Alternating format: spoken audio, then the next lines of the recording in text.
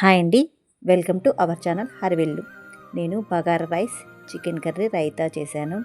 First bagara రైస్లోకి chicken తిని లాస్ట్లో రైతా వేసుకొని తింటే మన మీల్ కంప్లీట్ అవుతుంది.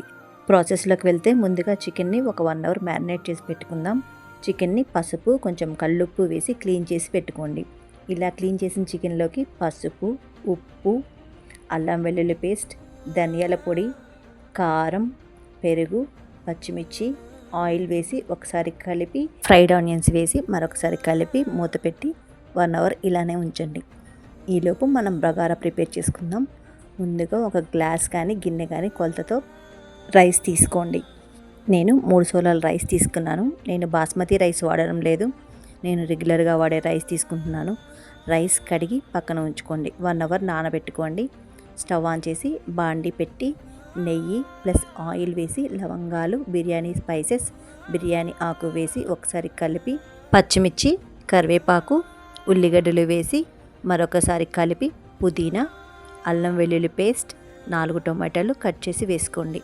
ఇందులో పుదీనా ఫ్లేవర్ చాలా బాగుంటుంది. అలాగే కొత్తిమీర వేసి అంతా కలిసేలా కలిపి గరం మసాలా, ధనియాల పొడి, ఉప్పు వేసి మరొకసారి కలపండి. ఇందులో గరం మసాలా టేస్ట్ కూడా చాలా బాగుంటుందండి. గరం మసాలా మాత్రం మిస్ చేయకండి.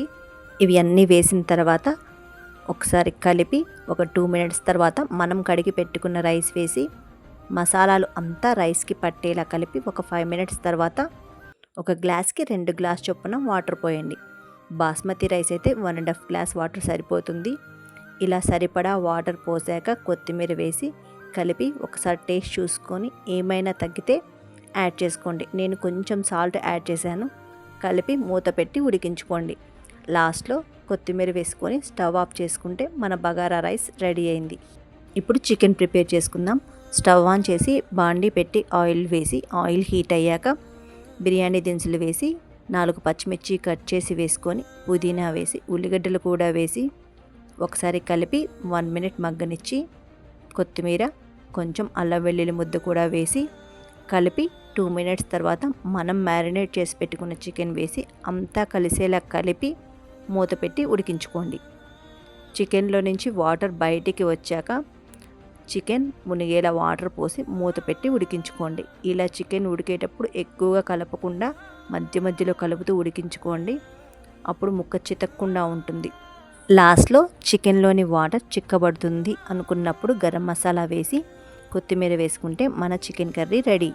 ఇప్పుడు రైతా ప్రిపేర్ చేసుకుందాం. ముందుగా ఒక బౌల్లోకి పెరుగు వేసి బీట్ చేసుకొని జీలకర్రని నలిపి వేసుకోండి. ఇందులోనే ఉప్పు, ఉల్లిగడ్డలు, పచ్చిమిర్చి, క్యారెట్, కొత్తిమీర వేసి కలిపి కొన్ని వాటర్ కూడా పోసి అల్లంని చిన్న చిన్న ముక్కలుగా కట్ చేసుకొని వేసి అలాగే నిమ్మరసం కూడా యాడ్ చేసుకోండి. ఇవి అన్నీ యాడ్ చేసిన తర్వాత టేస్ట్ చూసుకొని ఉప్పు ఏమైనా సరిపోకపోతే యాడ్ చేసుకోండి. ఇలా మన రైతా ప్రిపేర్ అయింది. ఇలా మనం ప్రిపేర్ చేసుకున్న రైస్, చికెను, రైతా అన్నీ సర్వ్ చేసుకొని తినడమే. టేస్ట్ అయితే నెక్స్ట్ లెవెల్ ఉందండి. మీరు కూడా ట్రై చేసి ఎలా వచ్చిందో చెప్పడం మర్చిపోకండి. అలాగే నా ఛానల్ లైక్ చేసి సబ్స్క్రైబ్ చేసుకోండి. Thank you so much for watching this video.